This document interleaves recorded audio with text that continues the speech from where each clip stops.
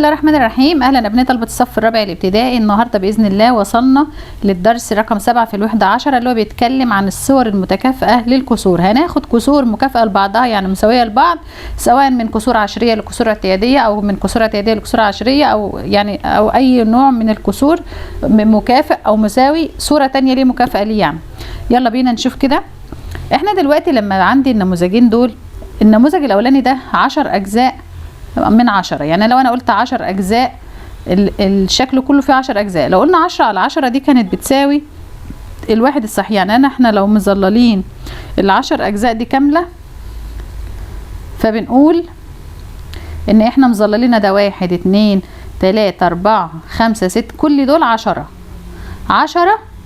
المتظللين 10 والشكل كله 10 اجزاء ب10 على 10 ده بيدينا واحد صحيح.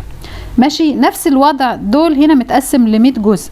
لو احنا مظللين ال100 كلهم، كل ال100 دول هو الشكل ده متقسم كده ل100 جزء، لو احنا مظللين ال100 دول كلهم وهنقول 100 على 100 يعني متظلل 100 جزء من الشكل كله على بعضه 100، فده بيدينا برضو واحد صحيح. معنى كده ان الواحد الصحيح ده هو نفسه ممكن يبقى 10 على 10 او 100 على 100 او 5 على 5 او 1000 على 1000، اي عدد على نفسه هو واحد صحيح. طيب احنا بقى ايه المكافئ لبعضه؟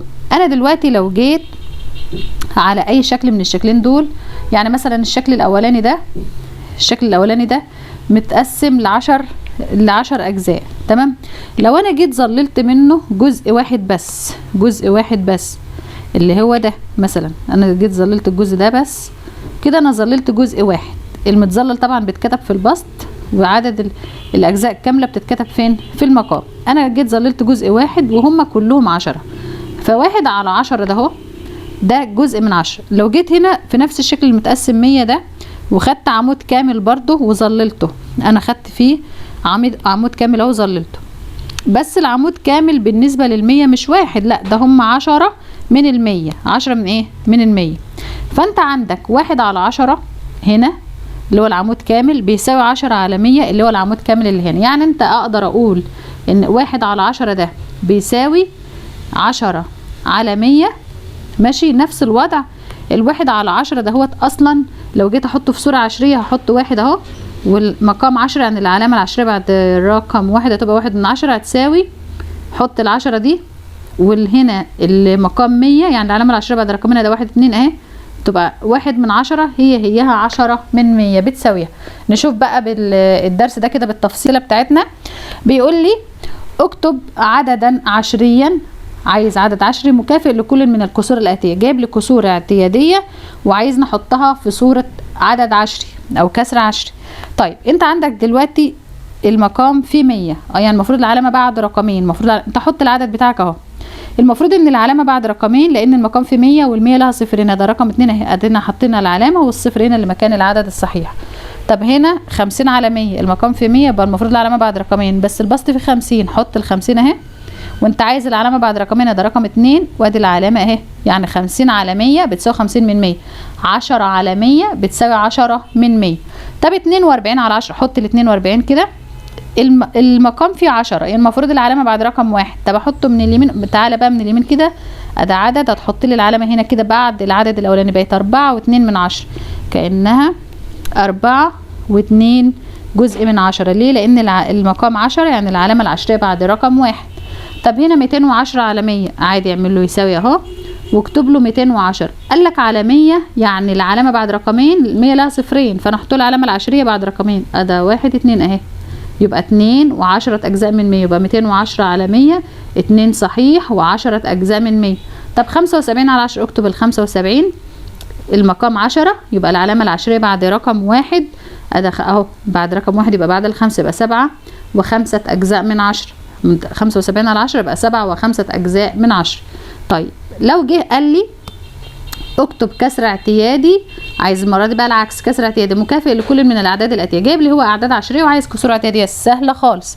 اول حاجه العلامه هنا بعد كام رقم 1 يبقى المقام فيه 10، العلامه بعد رقم 1 يبقى المقام فيه 10. عندك العدد 9 حطه هنا، العلامه بعد رقمين يبقى المقام فيه 100، عندك 2 حطها. طب والصفر ده صفر على الشمال ملوش لازمه، يعني هيكتب 02 مش بننطق رقم تليفون هنا، فده 2 عادي، 2 على 100.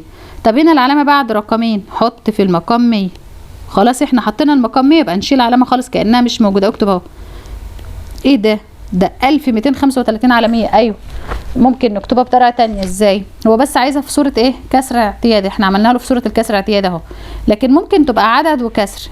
ال 12 ده عدد صحيح لانه بعد العلامة مش قبلها، فانا ممكن اكتب 12 وكده كده المقام في 100 واكتب لي فوق 35 لان هو ده اللي قبل العلامه، يبقى 12 و35 على 100. بس هو عايزها في صوره كسر اعتيادي فبحطها له كده، لكن ده عدد كسري. انا بس بقول لك ان ممكن يتكتب تاني ازاي. اللي بعد العلامه ده عدد صحيح يبقى 12 اهو، وبعدين احنا العلامه بعد رقمين عشان 35 جزء من 100 فبنحط في المقام 100، وال 35 بحطها فوق اللي هي قبل العلامه.